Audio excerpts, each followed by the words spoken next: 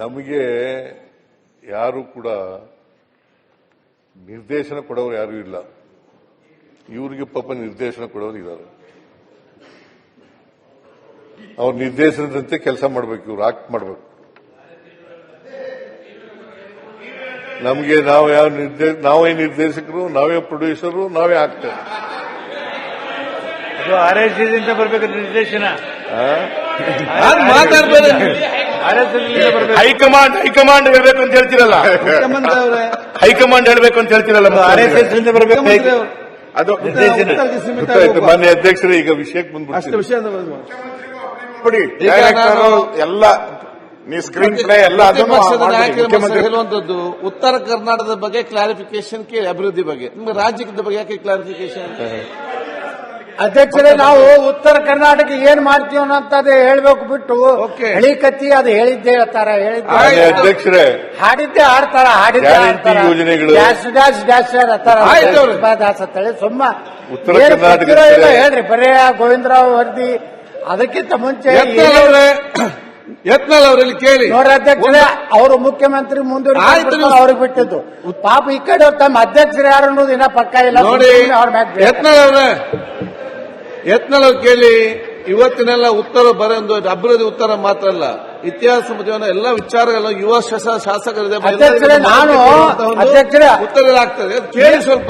ಸಿದ್ದರಾಮಯ್ಯ ಇರ್ತಾರಲ್ಲ ಸಿದ್ದರಾಮಯ್ಯನವರ ಮುಖ್ಯಮಂತ್ರಿಗಳ 5 ಸಲ ಮಾಹಿತಿ ಬಂತು, ಏನೆಲ್ಲ ಮಾಹಿತಿ ಬಂತು, 5 ಸಲ ತಗೊಳ್ಳಿ. ಬೇರೆ ಉತ್ತರ ಕರ್ನಾಟಕದ ಇವಾಗ ಭಾಷಣ ಕೇಳಿದ್ವಿ. ಅದೇ ನಂಜುಂಡಪ್ಪನ ಅದೇ ಗೋವಿಂದರಾವ್ ಅದೇ ಹೈದರಾಬಾದ್ ಕರ್ನಾಟಕ ಬಿಟ್ಟು ಎಷ್ಟು ಹಣ ಕೊಡ್ತೀವಿ, ಮುಂಬೈ ಕರ್ನಾಟಕ ಬಿಟ್ಟು ಮಾಡ್ತೀನಿ ಯಾವುದೂ ಇಲ್ಲ. ಬರೇ ಹಳಿ ಗಂಟೆ ಅಂತ ಹೇಳಿದ್ರೆ ಬರೇ ಹಳಿ ಫೈಲ್ 2 ಗಂಟೆ ಅಂತ ಹೇಳಿದ್ರೆ 1.5 ಗಂಟೆ ಆಯ್ತು. ನೀವು ಪ್ರತಿಪಕ್ಷ ಈಗ ಅಧ್ಯಕ್ಷರೇ, ಇವರು ಗೋವಿಂದರಾವ್ ಕಮಿಟಿಯವರು ಎಷ್ಟು ಮೀಟಿಂಗ್ ಮಾಡ್ಯಾರ, ಏನೇನು ಮಧ್ಯಂತರ ಯಾವುದೂ ಇಲ್ಲ. ಮುಖ್ಯಮಂತ್ರಿಗಳು ಬರೇ ಗ್ಯಾರಂಟಿ ಯೋಜನೆಗಳ ಬಗ್ಗೆ ಮಾತಾಡ್ತಾ ಇದ್ದೆ. ಯತ್ನಾಳ್ ಅವರೇ, ನೀವು ಈ ರೀತಿ ಮಾತಾಡಿ ಅದೇ ಹೇಳ್ತಾರೆ, ನೀರಾವರಿಗೆ ಹಣ ಕೊಡ್ತಾರೆ. ಯಾಕೆ ನೀವು ಕೂತ್ಕೊಳ್ಳಿ ಸ್ವಲ್ಪ. ಹಣ ಬಿಡುಗಡೆ ಮಾಡೋದ್ ಬಗ್ಗೆ ಹೇಳಿ, ಊರದ ಕತ್ತಿ ಬೇಡ ನಮಗೆ. ಮೊನ್ನೆ ಅಧ್ಯಕ್ಷರೇ, ಗೃಹಲಕ್ಷ್ಮಿ ರಾಜ್ಯದಲ್ಲಿ 1,20,12,543 ಫಲಾನುಭವಿಗಳಿರ್ತಕ್ಕಂಥದ್ದು. 1,24,00,000 ಕೊಡ್ತೀವಿ. ಅದರಲ್ಲಿ ಉತ್ತರ ಕರ್ನಾಟಕದಲ್ಲಿ ಇರ್ತಕ್ಕಂಥವರು 58,92,354 58,92,354 ಉತ್ತರ ಕರ್ನಾಟಕ. ರಾಜ್ಯದಲ್ಲಿ ಇರ್ತಕ್ಕಂಥದ್ದು ಖರ್ಚು ಮಾಡಿರ್ತಕ್ಕಂಥದ್ದು ಇಲ್ಲಿವರೆಗೆ 52,416 ಕೋಟಿ. ಉತ್ತರ ಕರ್ನಾಟಕ ಒಂದಕ್ಕೇನೆ 24,638 ಕೋಟಿ ಮಾಡಿದ್ದೀವಿ. ಗೃಹ ಜ್ಯೋತಿ 1,65,24,547 ಫಲಾನುಭವಿಗಳು.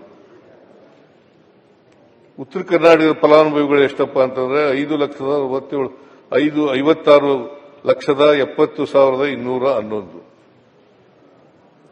ಆಮೇಲೆ ಎಷ್ಟು ಕೋಟಿ ಖರ್ಚು ಮಾಡಿದ್ದೀವಿ ಅಂತಂದ್ರೆ 20,439 ಕೋಟಿ ರಾಜ್ಯದಲ್ಲಿ. ಉತ್ತರ ಕರ್ನಾಟಕದಲ್ಲಿ 6,308 ಕೋಟಿ.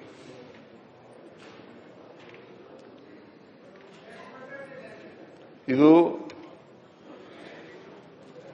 ಅಕ್ಟೋಬರ್ ಅಂತ್ಯದ ಅಧ್ಯಕ್ಷರೇ 20,000 ಕೋಟಿಯಲ್ಲಿ ಬರೀ 6,000 ಕೋಟಿ ಆಯ್ತು. ಕೂತ್ಕೊಳ್ಳಿ, ಎಷ್ಟಾಯ್ತು ಉತ್ತರ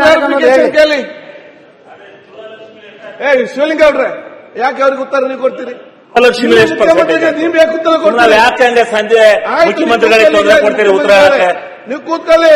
ಅನ್ನಭಾಗ್ಯ ಶಿವಲಿಂಗ ಅವ್ರೆ 16,475 ಕೋಟಿ ರಾಜ್ಯದಲ್ಲಿ ಖರ್ಚಾಗಿರೋದು.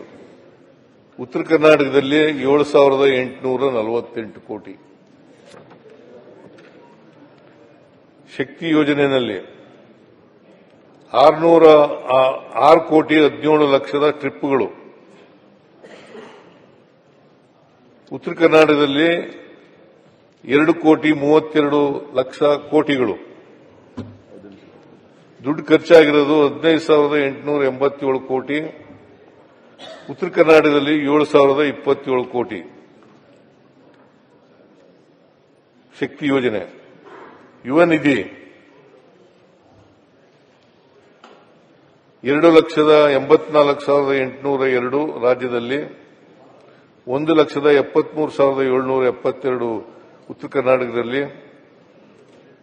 ಹಣ ಖರ್ಚಾಗಿರ್ತಕ್ಕಂಥದ್ದು 757 ಕೋಟಿ. ಉತ್ತರ ಕರ್ನಾಟಕದಲ್ಲಿ 456 ಕೋಟಿ. ಸೊ ಇಲ್ಲಿವರೆಗೆ ಖರ್ಚಾಗಿರ್ತಕ್ಕಂಥದ್ದು 10,006 ಕೋಟಿ. 10,006 ಕೋಟಿ ಅಲ್ಲ, 1,06,006 ಕೋಟಿ. 1,06,006 ಕೋಟಿ ಬರೀ ಗ್ಯಾರಂಟಿ ಯೋಜನೆಗಳಿಗೆ ಖರ್ಚು ಮಾಡಿದ್ದೀವಿ.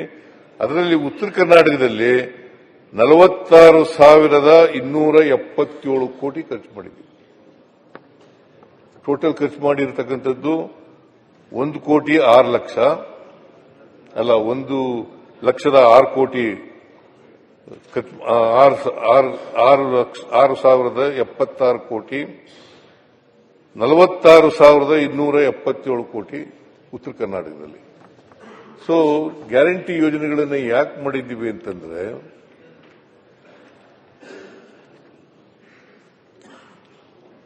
ಸುಮಾರು 43.63% ಉತ್ತರ ಕರ್ನಾಟಕದಲ್ಲಿ ಖರ್ಚು ಮಾಡಿದ್ದೀವಿ.